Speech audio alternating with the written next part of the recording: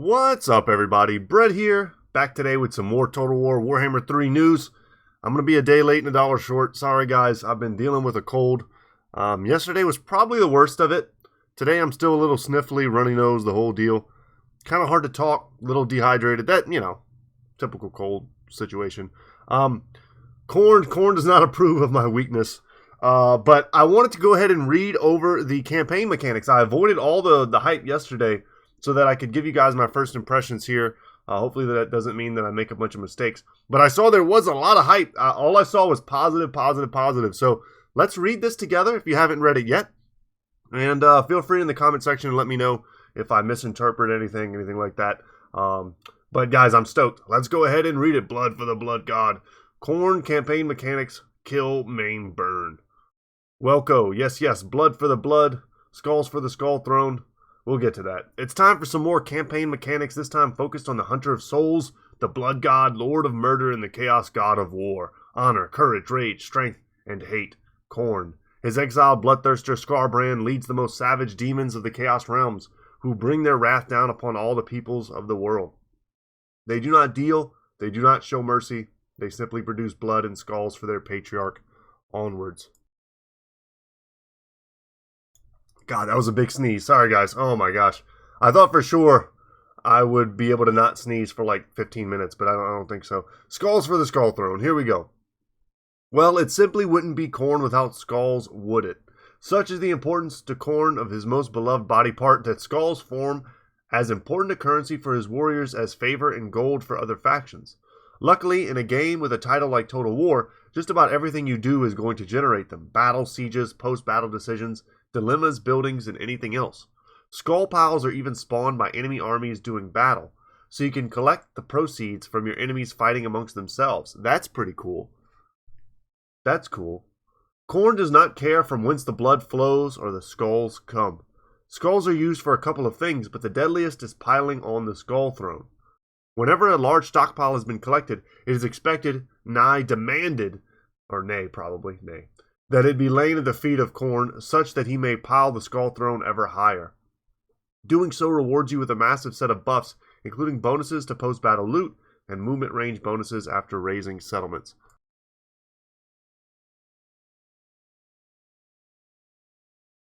Super apologies, guys. Have to blow my nose. I just cannot help it.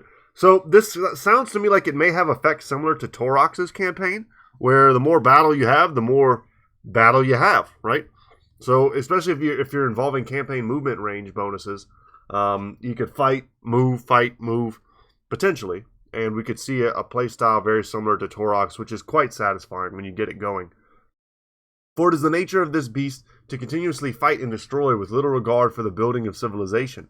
If Khorne must occupy a settlement, it will be at a significant cost of skulls, as the place must be properly adorned, the buildings set just right, and the proper rituals enacted to explain exactly why the buildings are not torn down with the people. Sacking or razing are better options 90% of the time. That makes sense. We all know that Khorne is really big into feng shui, and if everything's not made out of brass, if there's not blood, just people are mopping the floors with blood, it's just not nice enough. Khorne has a unique set of options after destroying a settlement, but that doesn't have to be the end. The blood calls. So, when a Khornate force overruns the garrison, the settlement is doomed. If they are lucky, a quick death will follow, but the purpose of that death is varied. 2 new options are available to Khorne forces raising a settlement. Skulls for the Skull Throne generates 1,000 skulls for your purposes, destroying the settlement and killing the people. Predictable, if useful. Blood for the Blood God greatly replenishes your forces and also spawns a new Blood Host army nearby. This army cannot replenish or recruit, but is otherwise unlimited in its capabilities and costs no upkeep. The power of these armies scales with how many you have created, though the number of units they spawn with can be increased through various means. Very, very cool. As you can imagine, this army can then wander off and raise another settlement, spawning another army, who can then team up with their friends and head off to another settlement, and so on. These armies spawn with their full movement available, so they can get going almost immediately. As time goes on and they suffer attrition, losses in battle, and more, they will begin to lose potency. But of course, any skulls generated from a suicidal battle are as valuable to Khorne. This is so sweet. It's basically a Wa that gets going right away, And even if it dies, you still get value from it. I guess I'm still assuming that I get the ability to control it. It didn't outright say that. It could be the AI controls it, but I don't think so. I think they're insinuating that you get to control this army. How big it is, it looks like there's tech or upgrades that you can get that make that bigger, probably even buildings, things like that. Because in the late game, a 10 stack isn't going to do anything to most settlements. Most armies will just walk around and smash them. But Khorne looks to be very dangerous if you let them get into like the soft underbelly of your empire and just start chewing up all those weak settlements and spawning a bunch of weak armies, and those armies team up and you send them off to take out big settlements, and then you get another big army. I can see them snowballing out of control if they're not dealt with. So redoubling the power of these armies is passive colonization. Should a Khornate faction have a settlement in a province it shares with raised settlements, those settlements will eventually be automatically colonized at no cost by that faction. Of course, someone else can come along and take it first, but, well, that's what bloodletters are for. This means you can spawn armies or harvest skulls and favor all you like, and eventually take the settlement anyway. Speaking of bloodletting, that's a really cool way. You're basically taking it by osmosis, right? Let's say you walk in, you take, the primary settlement, the capital of a certain province, and then you just protect the province after you raise all the places, and eventually those places get settled for free. That's pretty sweet. Next up here we have Bloodletting. This image is so cool, by the way. This is one of the cooler art pieces that we've seen released, in my opinion. Bloodletting. Khornate armies exist for war and slaughter. Fighting sustains them as milk and bread may keep a mortal man ready to serve. Should they stop, they will begin to fade to nothing. Lower replenishment and lower growth faction-wide, as well as less lust for battle from the army itself. The opposite is also true. Makes sense. So, the more you fight, the stronger you get. The less you fight, the weaker you get. Makes tons of sense. Very, very fitting for the Khornate army. For every army you have that is rampaging across the land, it will have an impact on your growth rate, replenishments, global recruitment time, and more. As you can imagine, having a number of Bloodhost armies all increasing your growth rate along with your main, more powerful armies is extremely powerful. With the amount of death and destruction handed out by a Khorne faction on a regular basis, they can also exist at a negative favor gain if needed, given the constant influx from battles fought. Very cool. And that makes sense as well. I've played a lot of Chaos campaigns where you go negative for a little bit in terms of favor. But then you smash, you raise or sack Prague or something and you gain like 30k and then you're good again. One sec, guys. Let me blow my nose real quick. Mute the button.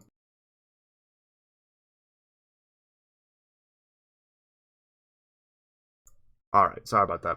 Alright, unholy manifestations and cults. Eternal War, Call of Battle, Slaughter Incarnate, Khorne's Glare. Requires all different levels of points. The first one here that we see is Eternal War. You know what, let's read it first because it does look like it gives me quite the breakdown. As we mentioned in our previous Tzeentch-based mechanics log, there are a few shared areas for each Chaos God, unholy manifestations, and cults. There are special powers that can be used based on your corruption total and developing foreign building slots in other factions respectively. There are a few shared areas for each Chaos God, unholy manifestations, and cults. Okay, I didn't remember that, but that makes sense. All the Chaos Gods will have cults, but they probably, function in different ways. The unholy manifestations for Khorne are Eternal War, that's the first one, unlocked from the start, spawns a small Khornate army to attack your own army, triggering Bloodletting, giving you skulls, favor, and XP from the battle. That's nice. There is only war, no peace, never peace. Feed the furnace of the Machina Daemonium. That sounds very reminiscent of 40k. No peace, just war. But yeah, that's kind of an interesting idea. The idea that like you spend time like fighting off an army that you spawned against yourself. That's pretty hilarious. Call of Battle requires 1,000 global Khorne corruption. Gives an army plus 50% campaign movement range. That's massive. And then we've got Slaughter Incarnate. Requires 2,000 global Khorne corruption. Doubles an army skull gains from battle for several turns. So if you know you're about to take on a bunch of fights, pop that. And then Khorne's Glare, 3,000 is required. And then disables a friendly army's movement for several turns. At the end, it raises the local settlement automatically and, and gives a massive number of skulls. This is interesting. So let's say you're outside of Altdorf and you don't think your army can take it if they try to siege the city. Let's say Karl Franz is holed up with a 20 stack inside of Altdorf and you don't think your single stack can take it. Maybe you sit outside, you pop this, and you chill, you know, in the settlement. You chill near the settlement, you can't move. But if Karl Franz comes out and attacks you, you can destroy his stack and then siege the city anyway. But if he doesn't come out and attack you, it's going to get raised automatically. That's pretty interesting. It forces you to come out and attack him. Pretty strong stuff. And remember that if Khorne is ascendant in the Great Game, all their effects are increased even further. And that's kind of an important tidbit here as well. There is a Great Game element going on. As for cults, Khorne's potential blood cult buildings include a hideout, generates a steady supply of skulls per turn. A fighting pit gives bonus skulls with every battle fought in the province. A lodge generates a large supply of skulls per turn if a lord of any faction is present. And then Arena destroys the cult upon completion, but teleports your faction leader and their army to the settlement. Don't know what they would possibly do to an enemy city once they get there. It is a mystery. Hilarious. Okay.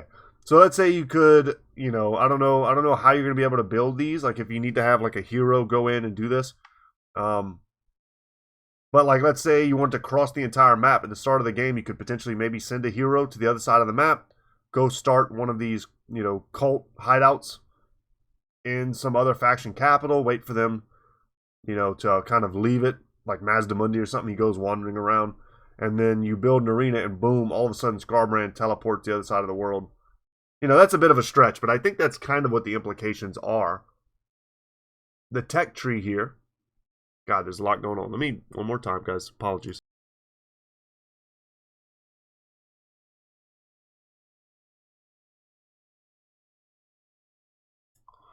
Alright, Khorne's tech tree surrounds the number 8 with various pillars of techs available with 8 techs each.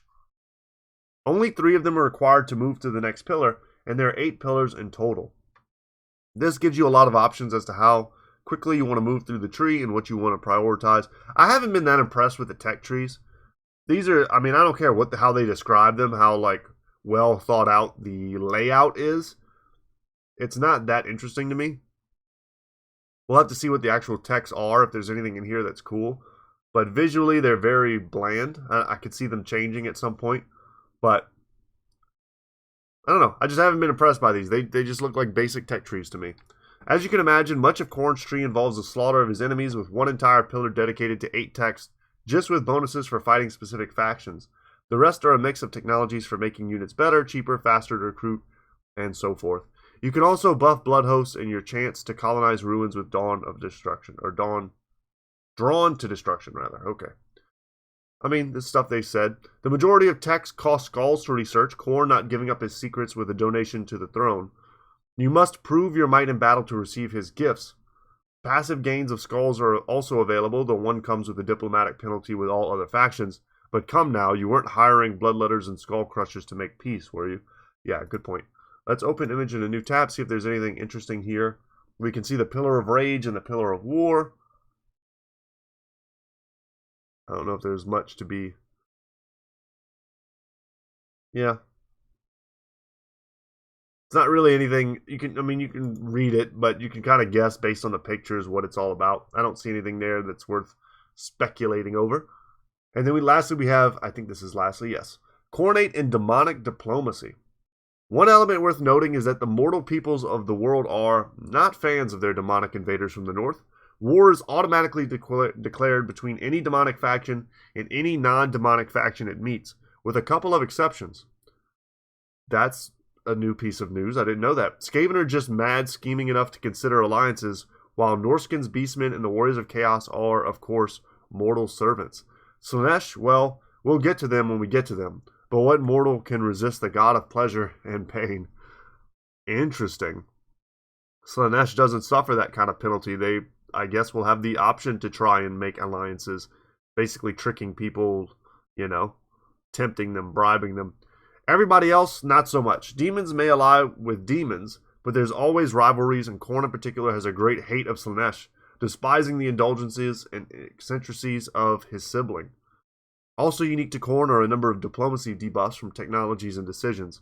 Yeah, they're just like forcing you into fighting. Razing every city you come across and massacring the populace really does not make you popular, and nor does cutting the heads off everyone you meet and harvesting their souls for the god of slaughter.